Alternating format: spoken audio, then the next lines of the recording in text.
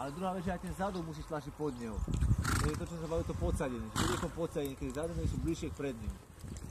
A ten je lepšie ovládať ten kôň.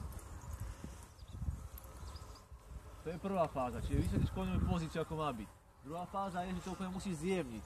Čiže ty ho niekde držíš na tej ruke a keď cítiš v tej ruke, že koň stále do toho trošku ťaha, musíš to zubadlo začať trošku hýbať. Aby sa on do neho nevedel oprieť. To zubadlo, keď sa mu húbe hýbe, on sa nevie do neho zavesiť.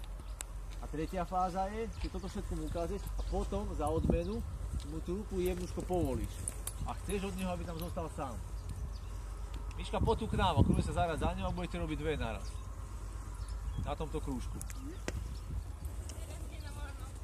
No, to je super. A nesnažiť sa, hlavne sa nesnažiť tú hlavu dávať vždycky tak, že ťaháte dozadu tie ruky. Lebo keď ťaháš dozadu, vlastne upravuješ koňovi tempo. Keď on ide v tempe, aké chceš, a snažíš sa trošku tak dovonka čeknúť tie ruky. Ček, dovonka, jemnúčko, na dlhé loď, aj naučite pracovať. Miška, väčší kontakt. Viac dobe to koňa na kontakt. Viac. Tak. Nech sa ti tlačiť tu, musíš tie ruky zobrať takto. Takto musí ten byť. On sa musí trošku pozrieť. My chceme tie kone, aby neboli zase ohnuté. To je iný cvik, že ohýbaš koňa. Ten koňa má pracovať, že je rovný, ale jeho hlava je malinko nos tam, že sa pozerá tam, kam ideš. Tvoj koň sa stále pozerá doprava, lebo je právačka. Všetky koňe sú právaci alebo ľaváci.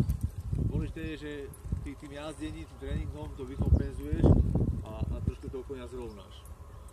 Čiže širšie ruky, väčší kontakt a nohy do toho. Ty musíš nejako cítiť tie ruky, natlačiť od toho, potom ho zjemniť a keď je tam, potom ho za odmenu povoliť.